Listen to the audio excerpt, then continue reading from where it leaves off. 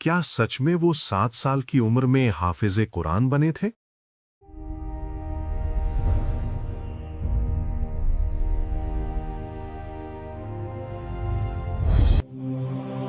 میں محمد بن ادریس ہوں۔ لوگ مجھے امام شافعی کے نام سے جانتے ہیں۔ میری پیدائش غزہ فلسطین کی سرزمین پر ہوئی، لیکن میری پرورش مکہ مکرمہ میں ہوئی۔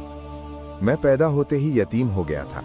میری ماں نے مجھے اپنے آنچل کی چھاؤں میں پالا اور علم کی محبت میرے دل میں اتار دی۔ میں ابھی 7 سال کا تھا جب میں نے مکمل قرآن مجید حفظ کر لیا۔ میرے پاس نہ دولت تھی نہ کتابیں، لیکن میری ماں کہا کرتی تھی، بیٹا اگر دنیا میں کچھ بننا ہے تو علم کے سائے میں آ جاؤ۔ یہی وہ الفاظ تھے جنہوں نے میری زندگی کا راستہ بدل دیا۔ جب میرا دل حدیث کی طرف مائل ہوا تو میں مدینہ طیبہ گیا۔ وہاں ایک عظیم استاد میرا منتظر تھا۔ بیٹا کوئی بھی کام ادھورا نہیں چھوڑتے۔ Islamic studio all in one پر جا کر پورا ویڈیو دیکھو۔